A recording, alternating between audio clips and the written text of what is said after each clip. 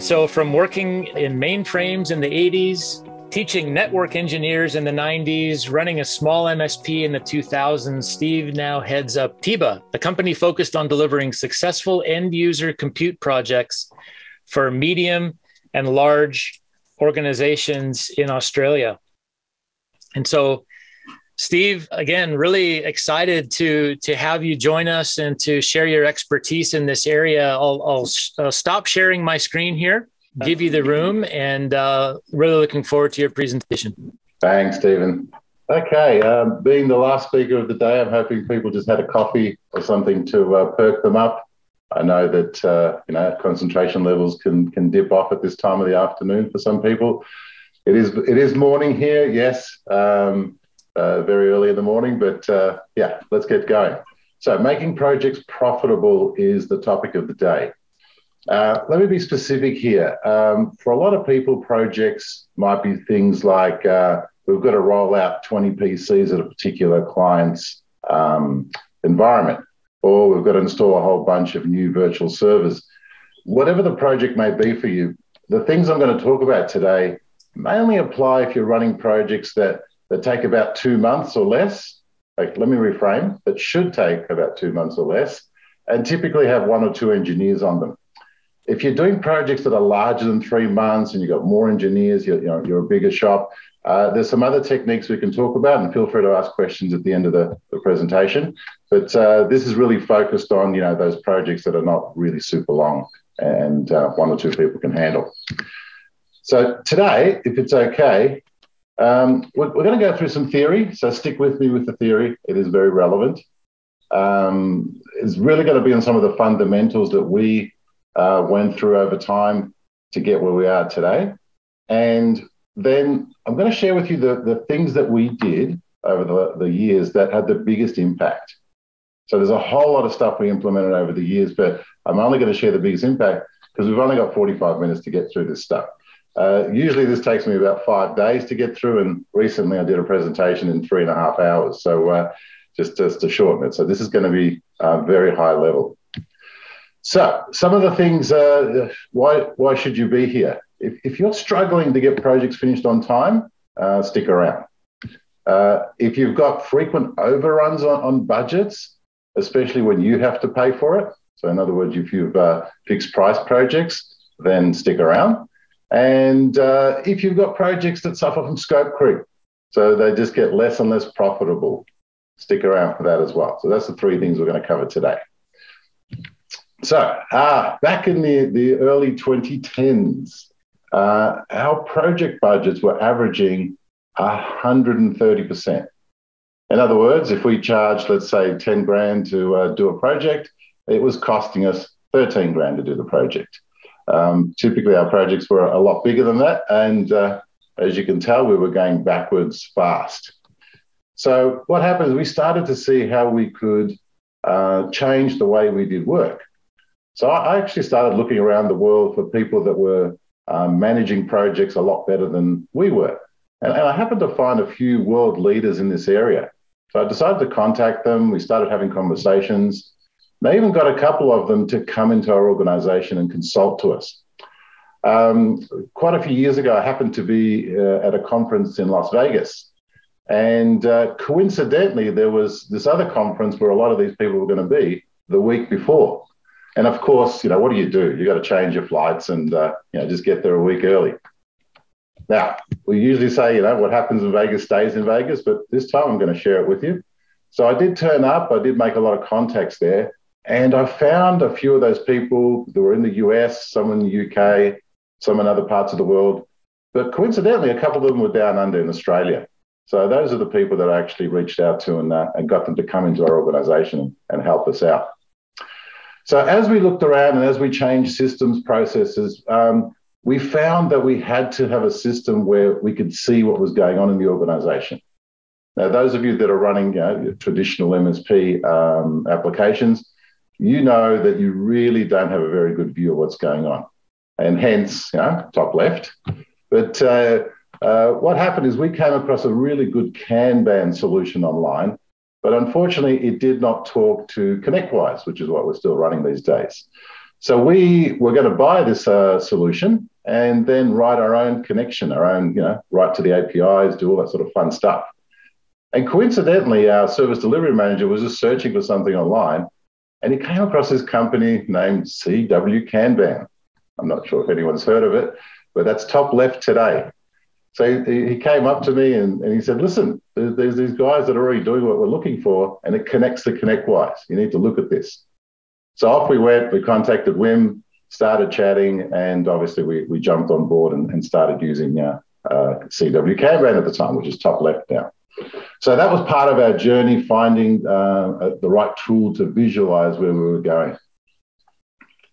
So today, the topics. How to finish more projects on time, how to keep projects in budget and in scope. I know that's scary. And this is a big one. And obviously, we've had other people talk about people today. How to protect your best people from burning out doing projects. I'm sure some of us might be those people that are doing those projects. So, how to finish more projects on time. Multitasking can kill, project timelines. So what is multitasking? Well, for this context, here's the definition we're going to go with today. Starting another task before you've finished the previous task. So you've got an engineer or you've got someone working on something and something comes along to distract them. They put that aside and they start something new. So for today, that's what multitasking means. For those of us who have been in the IT industry for a while, multitasking means something different. Ability for a computer to seemingly do things at the same time. So I'll give you a quick scenario here. Let's have a look at a simple scenario. We've got 3 projects of equal length. They should take 15 business days to complete, 3 weeks of effort. And we've got 1 resource working on these projects. We've got 1 engineer that's allocated to do all 3 projects. So what can we do? What do we typically do here? Well, there's a mindset that we all, some of us have, that's saying start projects ASAP to finish projects as soon as possible. That makes sense, right? If we start sooner, we finish sooner. So what typically happens is that, that engineer will start working on project A. Let's say that they spend the first week on it. They'll then go spend some time on project B, and then they'll go off to project C. Then they might loop back to project A again. Go a little bit work on project B, project C, and you get the drift. So what happens here?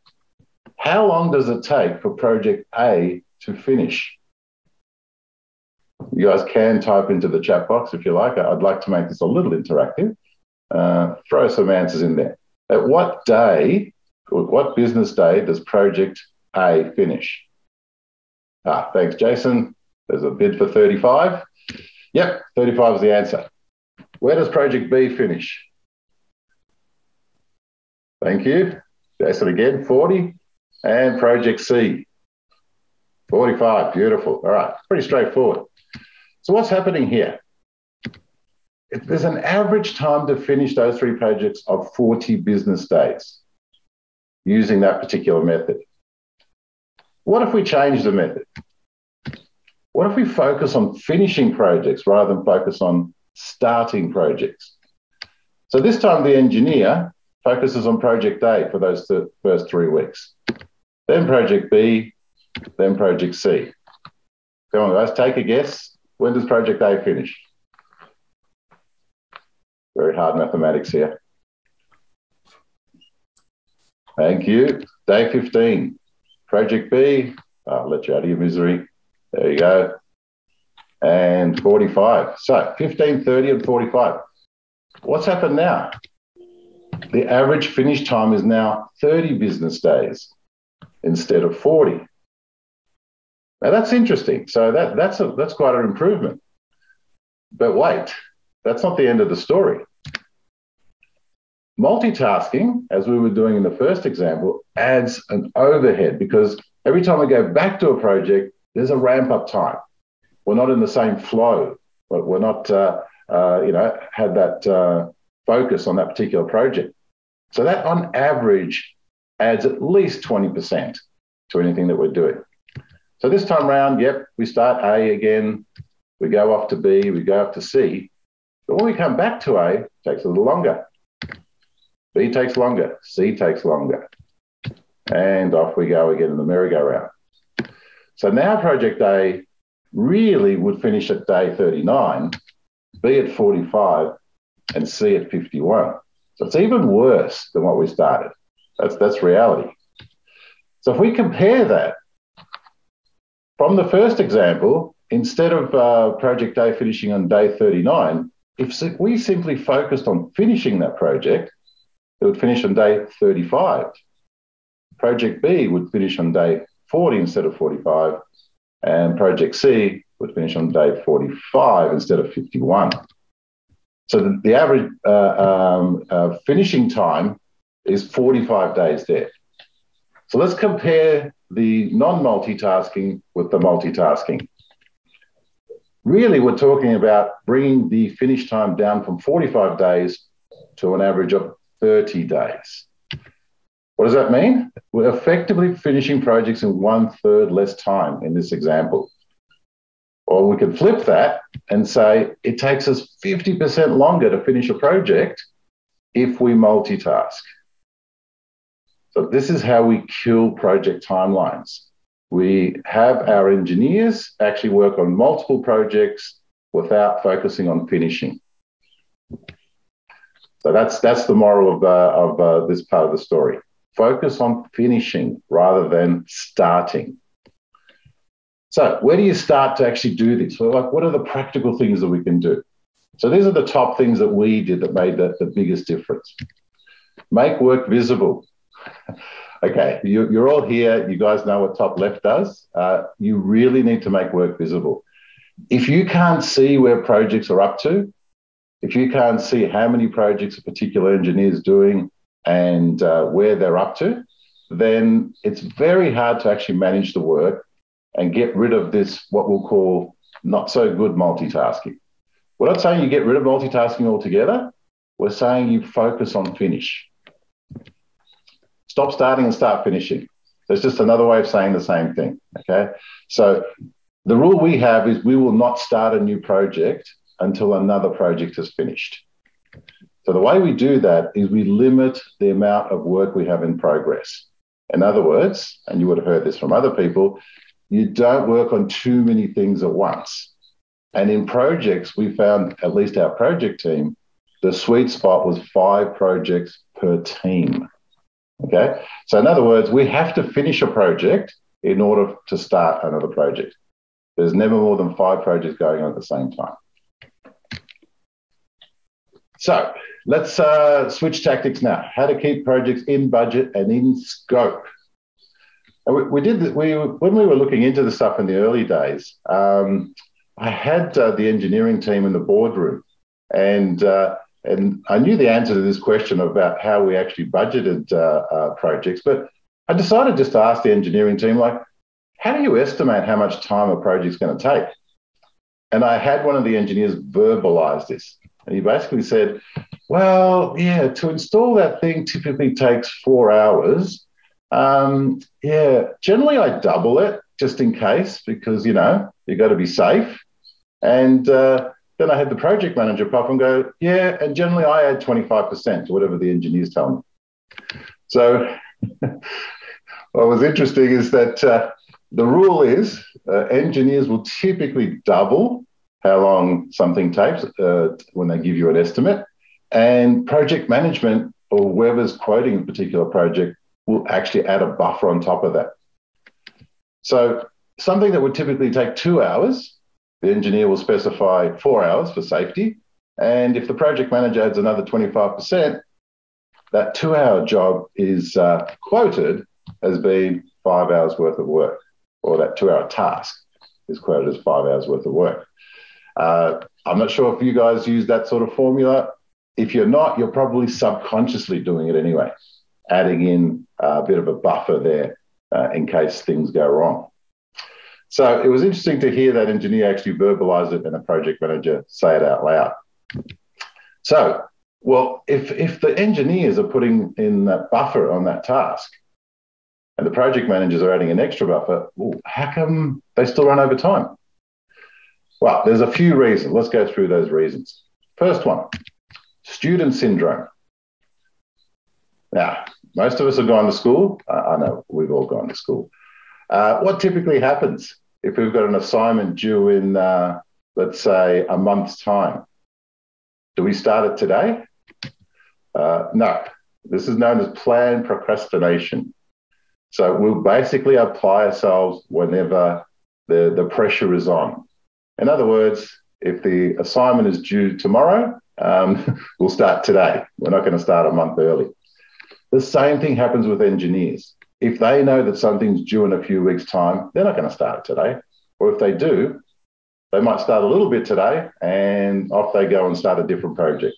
And we're back to multitasking. So that's the first reason projects run over budget, student syndrome. Then we have Parkinsons Law. So Parkinsons Law says work will expand to fill the time allotted for its completion. So if the engineer knows they've got 5 hours to complete that task, guess how long it's going to take? Well, you may guess it may even take longer than 5 hours. So people will actually use all the time that they're allocated to finish a particular task. Then we have what's known as gold plating. So if an engineer knows they've got 5 hours to complete something and, they're at hour 3 or 4 and they go, yeah, still got a couple more hours, I'll drag it out, no need to rush. I'm going to just do some extra stuff just to be really good here in this project to add some value to the client. But the reality is when we gold plate, any of you got a gold plated laptop? Sometimes it doesn't really add value. It's just adding something that looks nice, it might be good, but it doesn't really add value to the project. An example of gold plating is when Pixar was making, I can't remember which movie it was. I think it was Toy Story, the first version of Toy Story. The graphics people, when they were setting up the background, there was a bunch of DVDs in one particular background stacked on a shelf. They went to the point of making sure that the spines of those DVDs were technically accurate with the videos that were on those DVDs. Now, nobody has ever seen them and focused on those DVDs. It would have just been a shot, a background shot. That's a real example of gold plating. People that had too much time, or they thought they had too much time, and just put in all this extra detail that was unnecessary. Finally, we have Murphy's Law, also known as SH1T, will happen, right? So anything that can go wrong will go wrong. And we always hit Murphy's Law at some point in time in any particular endeavor or any project that we're running. So these are the reasons that projects go over budget and go over scope. Most of us know this, whether it's intuitively or we know that it's actually happening, but what do we do about it? That's the question. Well, first, what can we do about it? If we've got 3 different tasks here to complete, task A takes so much time, B and C, instead of saying to engineers, you've got the aggregate time of how long you said task A was going to take, task B, task C was going to take, we use the 50% rule. So what we basically say is you've only got 50% of the time that's been allocated to task A to do that. And we don't verbally tell them. We just basically set them on their way and saying, okay, what are you going to achieve this week? I'm going to get this done. Fine. You've got X days. If you run out of time, let me know. But go forward and get that task done. Same with task B, same with task C. But what happens with all that extra time that they've allocated? Well, what we do with that time, instead of leaving it as buffer time within the individual task, we make it buffer time for the whole project. So what happens now? An engineer will work on task A. Sometimes they'll get it done in that 50% time. because we know they already allocated a 100% buffer. They already doubled it, and the person quoting it already added extra time. So a lot of the time they'll just get it done. But what if they don't? Well, if they come back to you and say, hey, I need a little bit more time, that comes out of the whole project's buffer time instead of being consumed against that task. Because if we do it the other way, basically what we're doing is saying to people, go ahead. Student syndrome is fine. Parkinson's Law is fine. Gold plate if you got time. And when Murphy hits, and here's the crazy thing, that 5 hours that somebody may have estimated something is going to take sometimes takes 6, 7, or 8 hours. And you sit there thinking, how is that possible? We allocated a lot more time than it should have taken. Well, because of all those rules, that's how it's possible. Things actually overrun even when you add buffers to tasks. So the rule here is aggregate your buffers, add them to the project, and guess what? Don't tell the engineers. What do we do next? This is going to be a little strange to people, but remove task deadlines, or what we call the Roadrunner rule. Now, I'm going to need your participation here. Does anyone remember the cartoon Roadrunner? We had we had that bird that would run away from the coyote.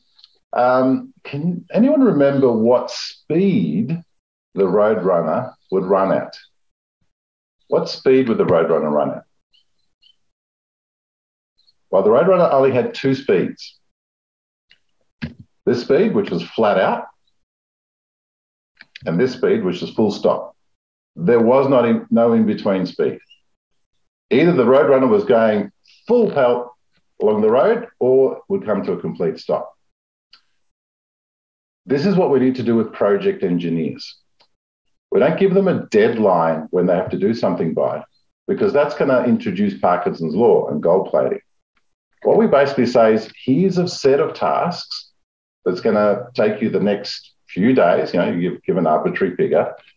Go ahead and go flat out. And once you're done with those tasks, let's get to the next stage.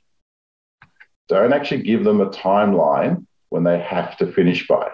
Otherwise, they're going to stretch it out. Once they're done, you want them to stop, like literally come to a complete stop and say, hey, where's the next section? What do you want me to do now? Be very careful at that stage that you don't introduce multitasking. It's very easy when an engineer is done with we've had a guess on the timing, 20 miles per hour. Okay, the typical whim, I reckon he's probably Googled it.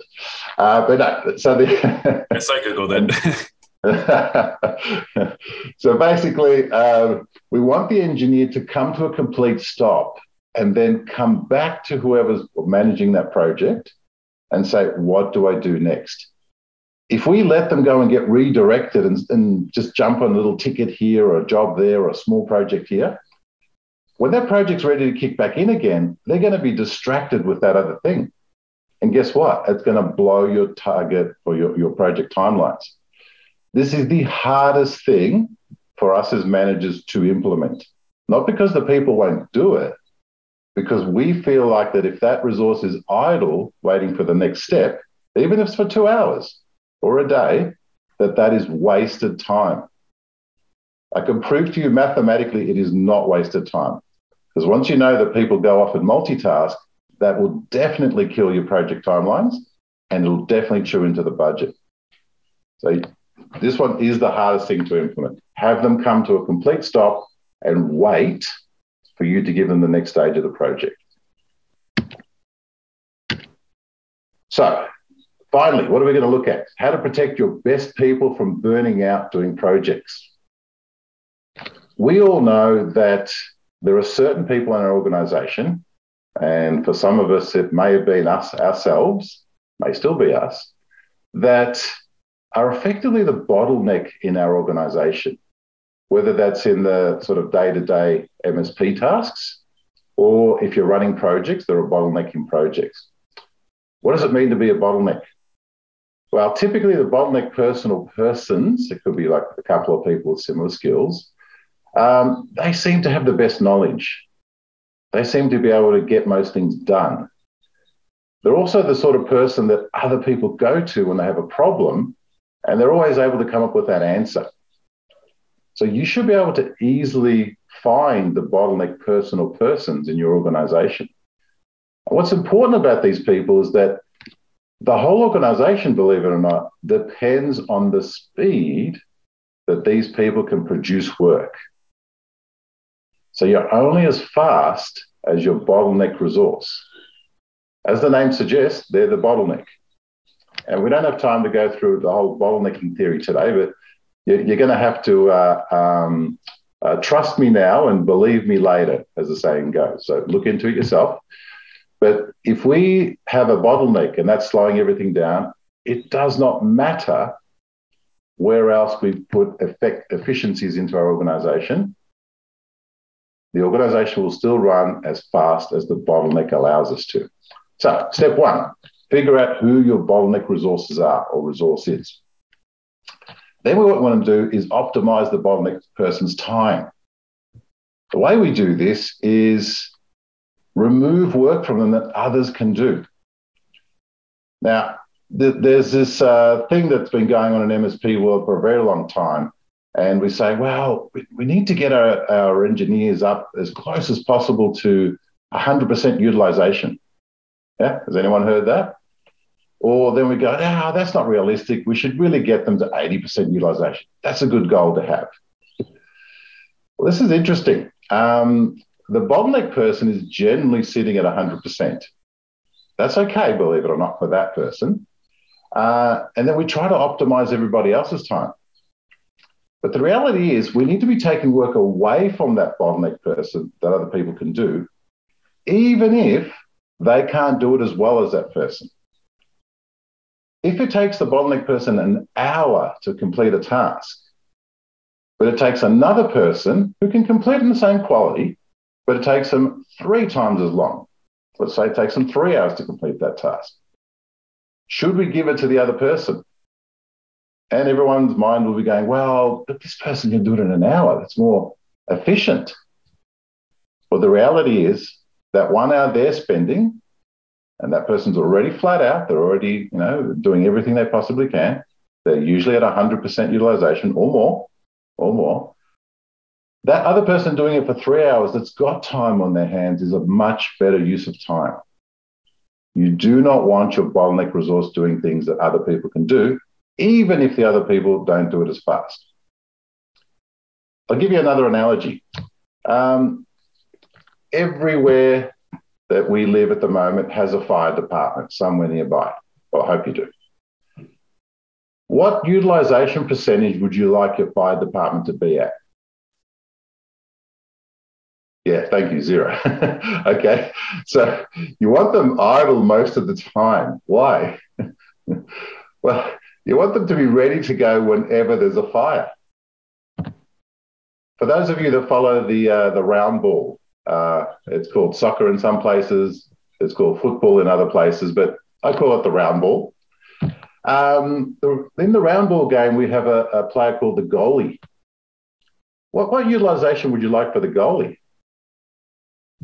Yep, 0. Well, ideally 0, okay? You do not want the opposing team continually utilizing your goalie. That means that they've got it in their front half all the time. So basically what you want to do is there's a bunch of people in your organization that should not be at 100% utilization or 80, whatever number you've set. They literally should be less so that when these jobs come along that rely on the bottleneck person, you can take it off the bottleneck person and give it to these other people that are more idle. This is going to sound counterintuitive. Your non-bottleneck people need to have spare capacity. I'll repeat this. Your non-bottleneck people need to have spare capacity. Because if they don't, how are you going to take things off the bottleneck person and give them to other people? Just can't happen. If everyone's sitting at 80 to 100, there's nobody to palm this work off to. And believe me, your organization still will only run at the pace of your bottleneck resource. So that's step 1. Remove work others can do. If that bottleneck resource has got multiple projects on the go, which they will for sure, then schedule their time across projects. Don't just give them 3 projects to do, whatever the number is, and say, see you later, good luck. Take control and make sure that you're not giving them tasks to do on 2 different projects at the same time. Then this multitasking that kills will definitely kick in. That's not to say projects don't have natural start and stop times. Like sometimes, you finish a part of a project and then you're waiting on the client, or you're waiting on some software or hardware or another engineer to do something. But be very mindful about how you schedule the bottleneck person's time. Next one, get others involved. If this particular person has knowledge that others do not have, someone should be following them around 24/7. Okay, maybe not 24/7. Someone should be following them around. And here's the scary D word. Get them to document what that person's doing. Get them to document the best practices, the little tricks, the fixes, all that sort of stuff that's up in their head that everyone goes to them for. And then finally, there's an interesting thing we can turn on called help desk mode. This, Scott's very much like the Phoenix Project, one of my favorite books. Thank you for mentioning the Phoenix Project. There's some of the guys that I spoke to. We'll talk about the Phoenix Project a little later, and Wim's thrown in the goal as well. Yeah, we can talk about that at the end here. So help desk mode, what is that? Well, that's basically when you allocate time specifically for people to go and ask questions of that bottleneck person. So in other words, instead of the bottleneck getting interrupted throughout the week, you say that Joe, who seems to be our bottleneck person, has a lot of knowledge, on Tuesday mornings at 10 a.m. is available for half an hour for any other engineer to ask Joe questions. You literally schedule that time. And then the rule and the culture in the organization is that we only bother Joe at that time, or if there's an emergency and we have to talk to Joe outside that time, you've got to go to your service desk or your service delivery manager, right? Joe's time is protected, but at the same time is allocated and available to people when they need Joe. It's simply scheduled. So that's one of the most important things you can do. And so basically all you're doing is setting time when that particular resource is available. So interesting quote here. See if you can work out the mathematics on this one. I'll let you guys read this yourselves. This seems to be the go with projects, right? How much of the project have you done? Yeah, we're 90% there. Yep. And then the last 10% takes the rest of the 90% of the time to complete. So with that in mind, when we started, I spoke about that our projects were taking 130% of the time to complete. When we finally figured out implementing these steps were the most useful steps, in summary, this is what we did. We made work visible, right? Obviously, top left, you need a tool to see what's going on. We stopped starting and started finishing. In other words, we limited the work in progress. For us, 5 was the sweet spot with regards to projects. For you, it might be less, it might be slightly more. It just depends what sort of projects you run. Obviously, we focused on finishing. How do we keep the projects in budget and scope? We aggregated the task buffers into project buffers. We just used a simple 50% rule. There's a whole lot of other complicated things you can do. This gives you the biggest bang for buck. Just halve the time and say, go for it. Let me know if you need more time. Task deadlines were gone. Sure, we had project milestone timings and stuff like that, but task deadlines were gone, and we implemented the Roadrunner rule. And then finally, we optimized the bottleneck person's time, got others involved, and turn on help desk mode. Do this, or we did this, and this is what happened. Instead of projects completing an average of 130% of the time, we went down to 71.6. This is in 6 months. That's a difference of 58.4%. That was the turnaround. In other words, we were finishing projects an average of 30-ish% below budget and on time. Even when they were at 130%, we had happy clients. The projects worked. It wasn't an issue. But it was an issue for us because projects weren't profitable. So implement this stuff, you should be able to get similar results. Now, I mentioned at the beginning, if you're running bigger projects, more than 3 months, you need to have a look at some other things. And I'm going to plug someone else's theories at the end if anyone's interested. But yeah, that's the results we got. And these days, I'm not going to disclose what we're getting because it is better. We've implemented a couple of extra things, but our projects typically run more than 3 months these days. They're much bigger projects. So hopefully I've kept you slightly awake for the end of the day. Opening up to questions. Does anyone have any questions? And feel free to unmute yourself. Just looking at the chat box. If the Roadrunner stops and you want him idle or her idle, would it be appropriate to put that person on a task that is going to have a very small time scope? Or if they were to then dump that task heartlessly to get back at what needs to be done because they can start again, would that be appropriate? Or do you really want them idle and resting and, maybe even improving their skills or mentoring others or whatever? I did say this is the hardest rule to implement, and not because the person won't do it, is because we won't allow it.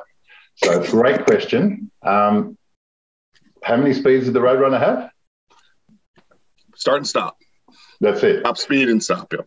Okay. So the answer is they should feel free to read the daily news and be idle. Yep. We even had a rule for one of the engineers that our early bottleneck.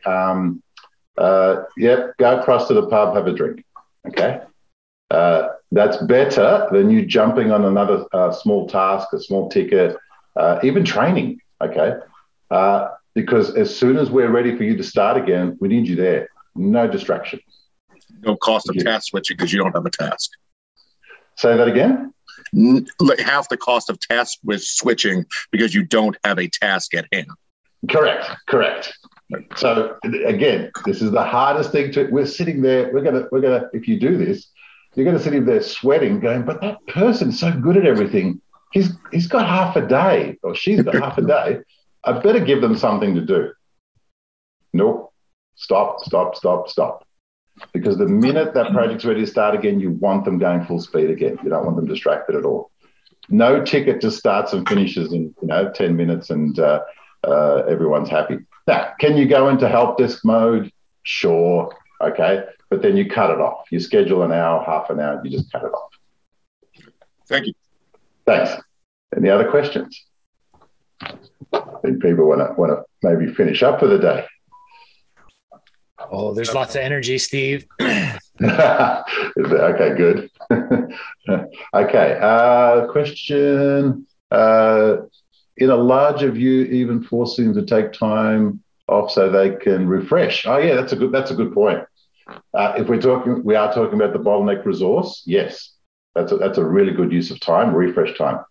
Because typically we want our bottleneck resource to be fully utilized, whatever fully utilized means, whether that's 60, 70, 80%, 90%.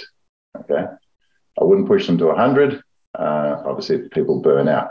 That's the whole idea of protecting our bottleneck resources.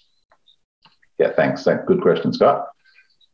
So, any other questions? Yeah, I'll jump in, Steve, with a question. So this came up literally yesterday in one of my teams. We've got a bunch of projects going on. There are maybe 5 or 10 projects sitting in there, but waiting on client. Because we've done what we can. We've pushed it forward, and now we're waiting for them to test or get back or approve or schedule or do something. And that's all waiting time. And you go multitask and do something else. And when the client's ready, that email's sitting there for a few days waiting for the engineer or the PM to now reactivate and get going. So gets curious on strategies to deal with that. Yep. That's where there's a natural break in a project. So just to add to our story, when we got it from 130% to 71.4, whatever it was, we did have another issue where we found the actual delay in projects was not us, it was the client. And our biggest stopper of projects finishing was clients completing prerequisites. Full stop. And we actually narrowed it down to firewall changes. So now we have a rule that says until a client implements the firewall changes that we outline in our kickoff meeting, we will not schedule an engineer to start. Full stop. Same thing goes for testing. When we kick off our projects, we sit down with the client and say, we know what typically happens, right? We finish a bunch of stuff. We come to you and say, can we have some test users? And you go, everyone's busy. Can we do it next week? So you know that's going to happen. So what you do at the beginning of the project is you pre-schedule people to do the testing. And you might say, well, if we pre-schedule, how do we know we're going to be ready in time? That's okay. You can always move the schedule. But if you don't take the effort to pre-schedule it and make the client aware that's going to happen, then it just doesn't happen in time. When the client is doing that testing, also give them a limited time. So, okay, you're starting testing on Monday. We need you finished by Friday. We're going to check in on you on Wednesday, and we're going to check in you Friday morning. So take control of the process. So that gap during testing is something that's planned work, not unplanned work. Then yes, that resource can go off and do a different project. Maybe kick off another project, complete another project. Obviously, we want to focus on finishing.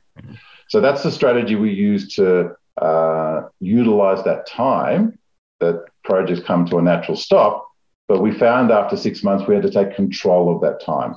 We had to manage the client as opposed to letting them manage us. Does that answer your question?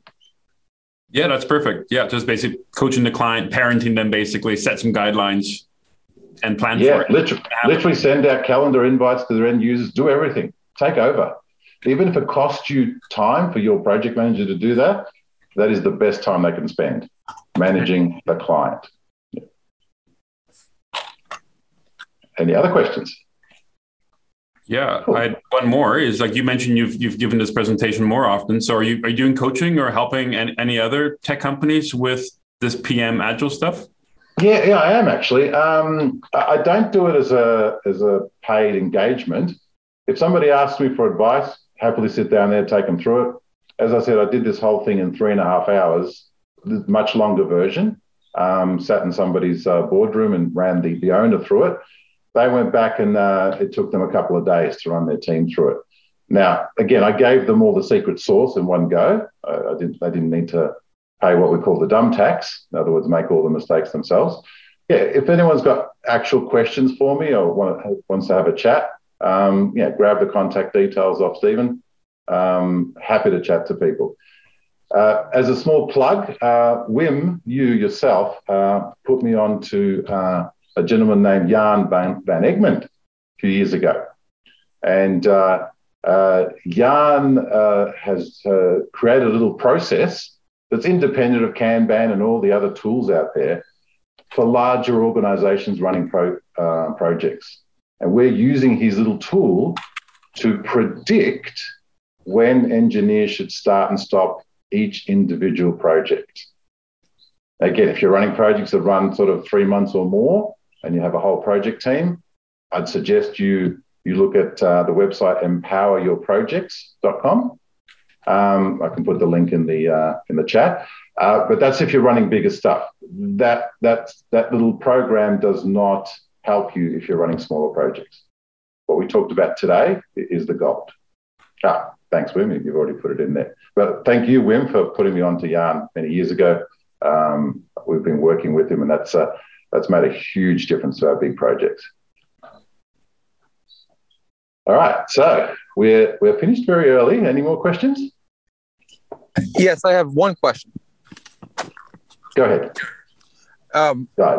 Who's in charge of allowing more work into in progress or active? Is it a project manager? Is it the head of the department?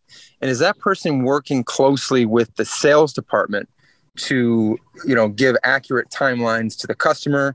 If there's a huge backlog of work and work can't be taken on until 2 months, 3 months, how is that all communicated? Yeah, great question. That's a really good question. So we have a dedicated project manager whose job is part-time. Okay, so they're not needed 40 hours a week. So basically, that person meets with our sales department. Our sales department's a little bit funny, and that's another story. But they meet with the people that are basically the pre-sales technical people that have been speccing projects and talking to clients.